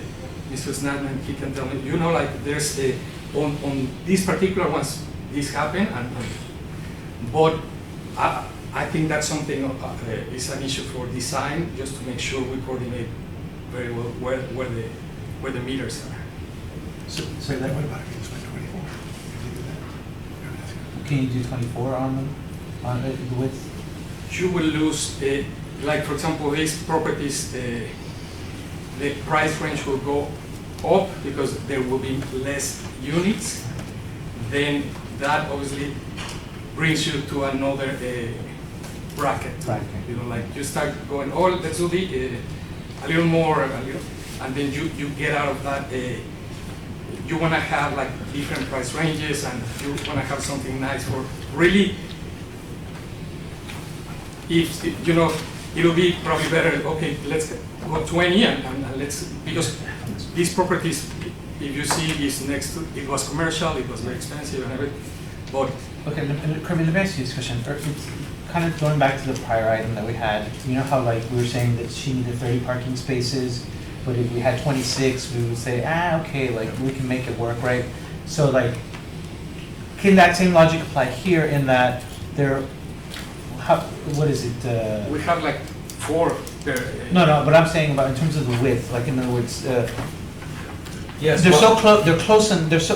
Are they so close that it's almost negligible, or are they not? Or is the distance, the difference in the width, so enormous that it's not negligible? Let me clarify just a couple things. One, from the beginning, we told them where our position was on this, that this is what we were asking for. They did a redesign on it, they wanted to take the risk to the planning commission. Oh, okay. So we didn't surprise them with this, we said we would be arguing for 24 widths, and they didn't choose to redesign at that point. Now, the challenge for them is if we ask them to change at this point, they have to go redesign. That's time and effort and cost, we understand. Now, they are kind of caught in between of this, time when we're trying to change it to make it better so they can go smaller with certain provisions.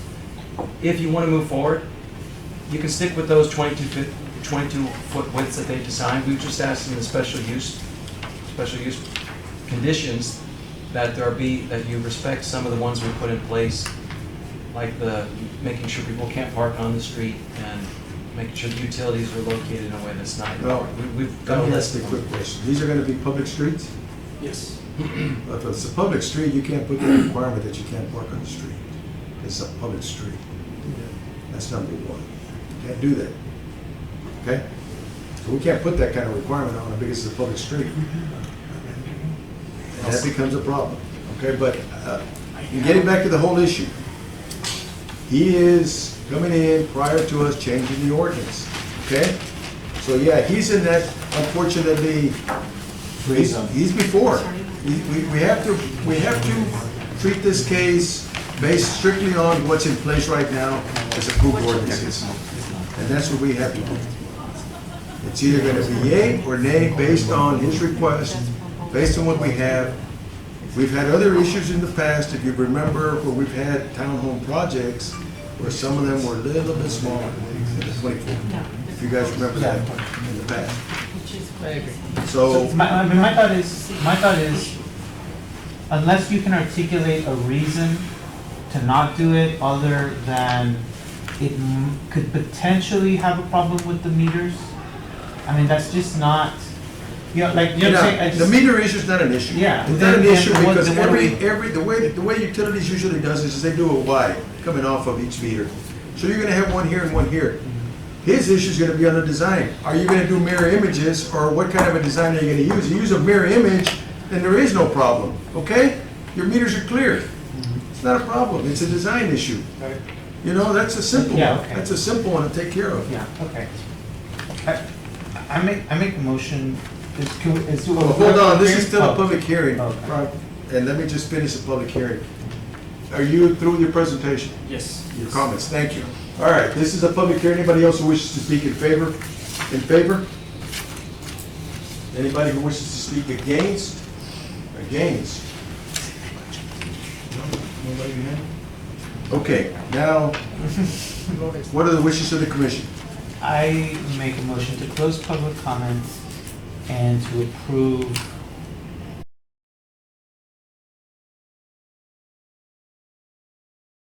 We have a motion, do we have a second?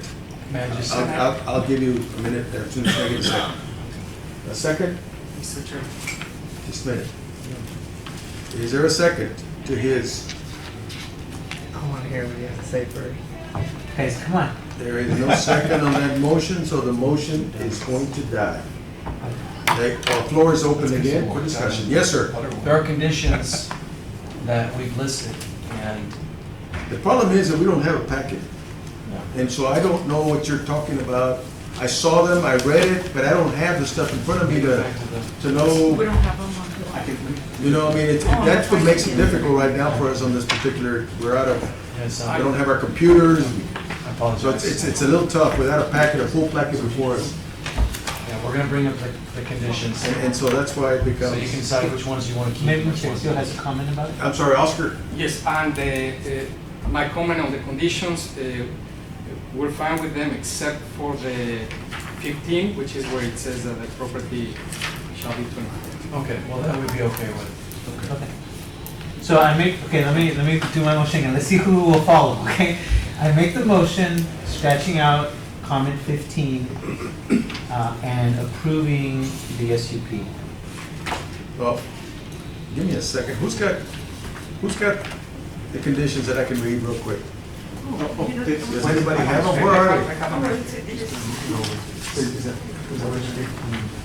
Okay, can I take a quick break while you all figure this out? Well, hang on, because we're only 5.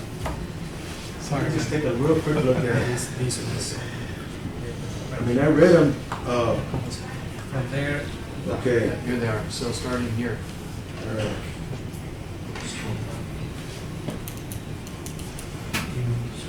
Oh, brother's on there. Oh, do you have to accuse yourself? I think I have to recuse myself, or at least abstain, with my brother's name down there. You would have to, unless you have there's nobody here from legal, is there? The issue is if you would have Financial interest. exactly a financial interest in this. Oh, I know. I'd I like think to. that's, if I'm not mistaken, that would That's as I understand it as well, it's not. be, you know, that's the way I understand it If it too. was who you're related to, you might have to kill all these, we're all cousins, right? That's not our cousin, that's my brother. But I'll vote, the second vote, that's fine. Just on the record that Kirby said I could vote. Does anybody understand that one? It's just financial interest. He has no financial interest. My brother's not financially interested in this either. Oscar, why is my brother named on there? I don't know, I think it should have been, he signs a few things, but it should have been Mr. Khaledi. So Khaledi is really, Okay, he so- might be a manager or something. Are you? I'm okay with this. Okay, so I'm scratching out Okay. number 15 and then making a motion to approve the SUP with that amendment. Second. All right, we got a second. All those in favor? Aye. Aye. Those against? Abstain. You're abstaining. Yes. I vote in favor, so the motion carries. Okay, Ken, pass with 4, A, yeah, A's. Wait a minute, we don't have, we need 5. We need 5 votes. We don't have 5 votes.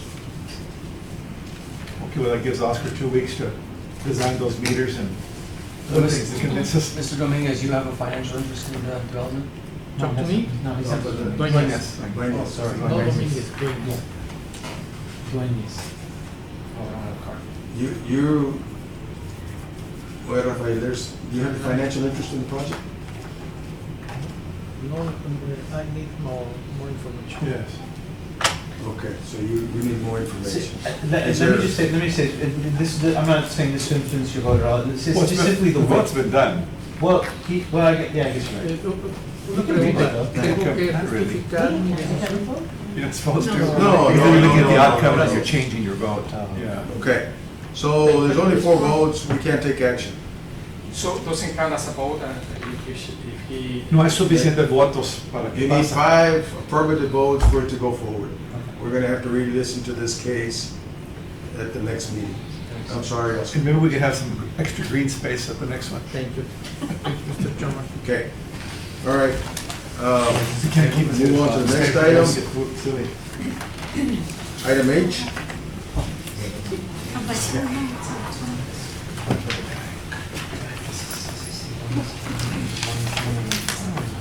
You're treating for beers out The next item is 16/2020.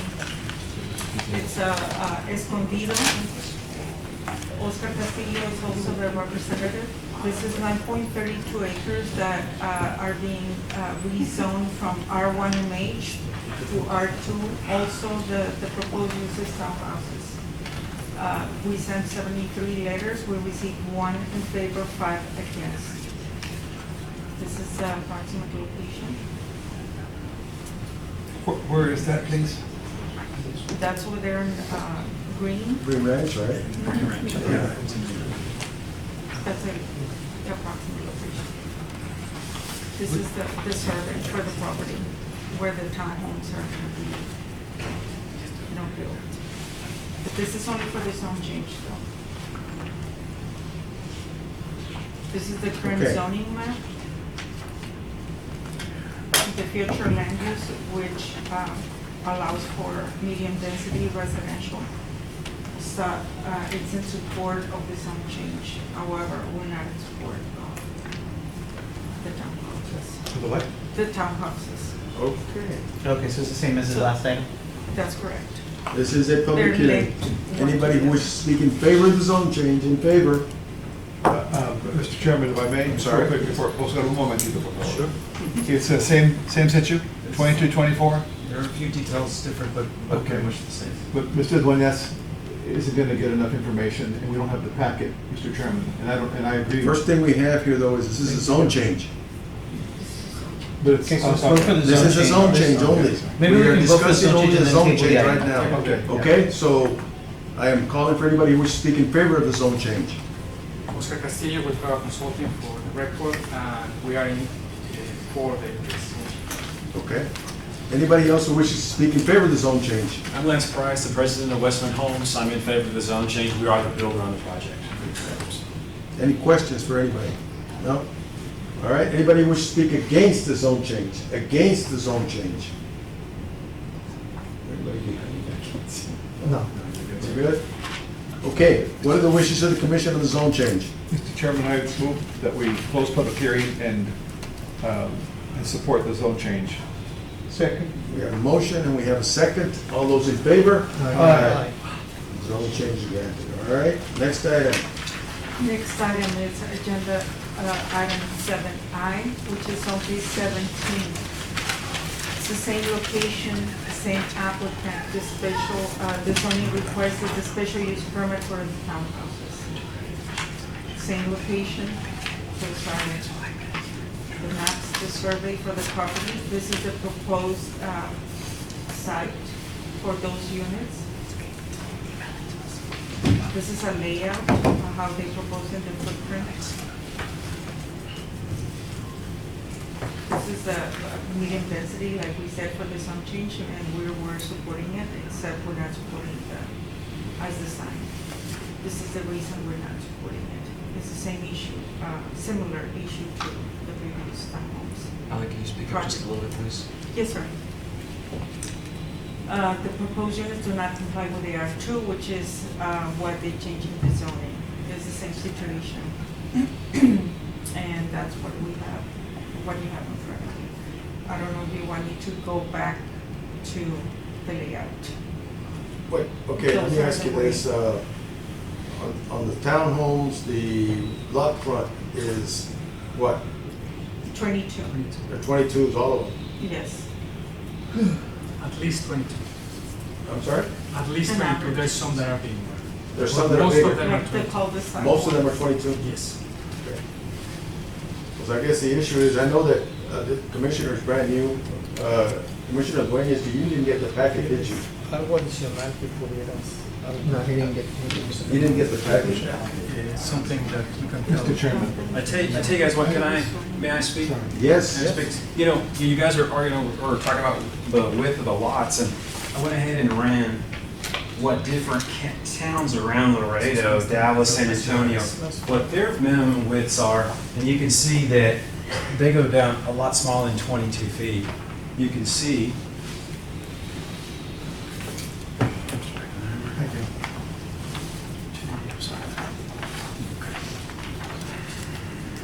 You guys can see that San Antonio's 20, Corpus Christi 16 to 26, Brownsville 20 feet to 25, Austin 20, and our proposed is 22. So everybody around us goes to smaller, much less than 20, 24, and these are in major markets. Well, I'm sorry, should I not speak yet? Say it. Okay. As our director was stating, that the smaller is supportable, but then there needs to be some of the things involved, such as, well, the things he said. Our ordinance is based on the surrounding cities who have provisions that allow it to be smaller. The real question I had, and I was going to ask you for the earlier one, and I did, and since you're standing, I can ask you, is why not just comply? Or why not move to something that the planning department would say, you know what, you're good, your smaller is fine, but you've then allowed these space-saving features. I mean, this isn't even the same area, so I don't know why it has to be 22 again. Well, actually, 22, we've done these projects 5 different times in Laredo. Hilltop, I've got 2 phases. We've done three times in the Escondido subdivision. 22 feet work. It makes the density work for us. It makes the price point so folks that make about $50,000 to $60,000 can afford the homes. 2 feet makes a lot of difference when you start looking at density. I know they don't support us on density. Also, they say our density is too high, but our density is only 6.8 units per acre. So, but it's a cost factor. And I actually have photos where we've done it before, and I think the comment was that the trash didn't work right or something like that. You couldn't get in there. And we've actually done it at Hilltop before and actually had them dumping the garbage cans this morning in there. If I can find the photos.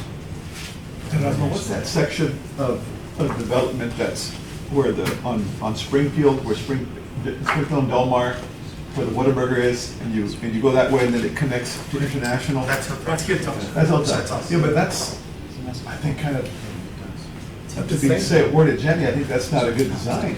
Oh, those garbage can, Oh, yeah, sorry? unless you're driving that route, which I drive almost every day, it's a hazardous route because of the trash cans and the traffic on the street. I'm not saying hazardous and you're gonna die, but I'm just saying that. That sounds okay. We talked about it when we approved that other, when the Gonzalez or Gutierrez, or. Alex, it was Alex. That's right, that, well, it is hazardous, it's people coming out on the street and all the trash cans are lined up, so that means. It reduces the width of the traveling street. Yeah. That's what you're saying. Yeah. And I agree. The problem is that unfortunately, when that whole area got developed, it was gonna be developed as a mobile home, R1 MH. Well, that's what And I it heard. only got a portion of it up there. And it was, you know, the whole intent there is that still Springfield needs to come back with a normal width. But it'll We're bypass using- that. I forget the name of that street right now, what is it? That goes behind Mary Hilltop. Yeah, that's Yes. where Springfield's gonna go. That's gonna be Springfield. Yeah. This other one is just, it's there. It wasn't meant to be used as a collector at all, but it is, because it's the only connection coming back. Right. And, you know, way back, 30 years ago, when that thing got done, Springfield alignment was changed. Should have gone straight where it is right now and not have this curve. But unfortunately, the Whataburger got built there. Mr. Becker, you can see the photo there, the trash, the recycling bins are in the street, and that's that curve off there, and there's plenty of room for cars to maneuver. No, well, this doesn't look like Hilltop. Oh, This looks a lot better. Well, that's actually, Hilltop is on one side and Michigan's on the other. Oh, this is the brand new piece. And we run through it, yeah, that's the one we're building right now. Okay, but the Yeah. one on that thoroughfare road. Oh, no, that's an old one, that's not ours. This will be, the product we're talking about building in Green Ranch will look very, very similar to that. You can see it's plenty, it's, the width's there, people aren't parked in the street. Right, and these aren't, this is just for these streets are service to the residences only, it's not Right. pass-through traffic. Right, it's not, you're not going, that's not the Springfield you're cutting through to get through there, no, sir. And you all not worried at all that this is off of 1472? This is off Mines Road, yes, sir. I mean, that traffic's getting really bad. And it's gonna get worse, and so you're gonna add more, right, this is to get more depth, to build up the density? Well, this is more, the density's not so much this, and this is to get a price point in here. We're looking for 150,000 to 160 if the people can afford. Our density's not much different than what the R1Bs are. Oh, okay. Okay, maybe a little bit more per, maybe a little bit. But I have a traffic study too we've done, and we don't see traffic as being a problem in here yet, especially when you guys eventually get the char highway built. How old is your traffic study? Oh, about 2 months old maybe? Oh, that's It's the traffic studies new. We did a traffic study. This is the last area of this master plan, so really it's not like it's gonna be more houses than that. Yeah. It's the last area. It's the last. This is the last phase of it. Okay, thank you. This is still a public hearing. Anybody who wishes to speak in favor of the SUP? Anybody who wishes to speak against the SUP? Against the SUP? All right. What are the wishes of the commission? I make a motion to approve the SUP. Are there comments that are? Yeah. Yes, Or we all except Oh, for yeah. comment. Do we need to strike 15 again? Actually, let's see, it's 13. Except 4 and 13. We're not in favor of 4 or number 13. What's number 4? Let me see 4. Oh, let me see them. One is the width and 2 parking spaces. in the parking spaces.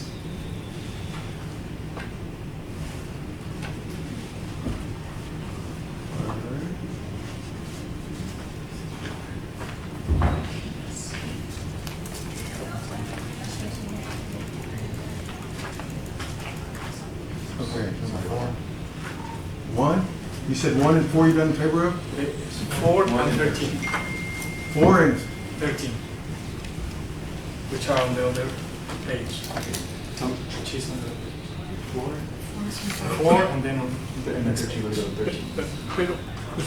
Pero si este es el modelo, caben 3 autos, ¿no? Caben 3, así es.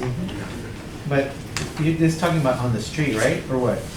Are you talking about parking in the street? Do you intend to provide 2 parking spaces? It's 2 within the setback and 1 on the carport. So it gives you 3 inside the property. Right. Okay. So why do you want this struck then? Because it says enclosed. You're talking about the Oh, carport is you want instead of one a garage. enclosed. He's talking about so doing one an enclosed. open carport. Okay. No, it says one of which is required to be enclosed. Yeah, so one of which is one. And we have a carport. I see. Oh. So by enclosed would mean garage? Yeah. Enclosed means garage. Which is really more for RSM than for R2. Yeah, RSM is the one that asks for the enclosed. And then what's the other comment? 13.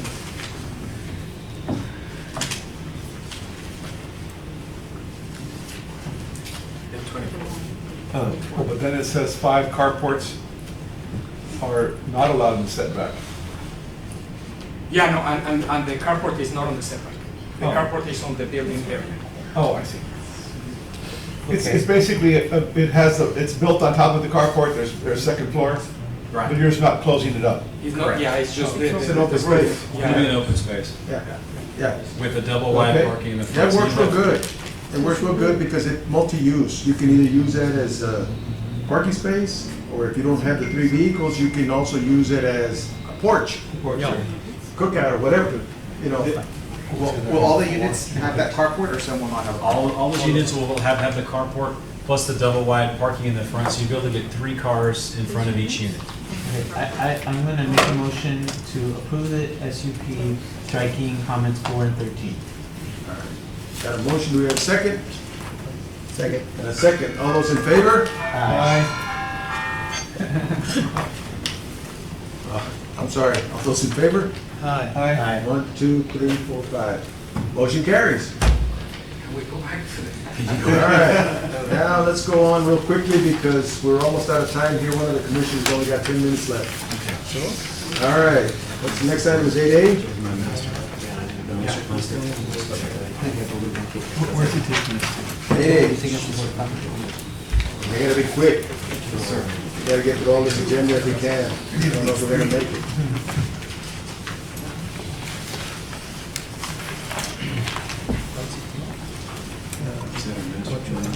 That's actually, yes. And then us will be your first. Okay, this is consideration of the master plan of the Santa Barbara subdivision master plan. The applicant is TXIE Development, engineer Gavin Engineering, 391.40 acres immediately north of Dorado, zoning B4, R1A and R1, and the proposed use is residential and commercial. This is the location, just immediately north of Dorado. There's the aerial. Totally vacant land, and here's their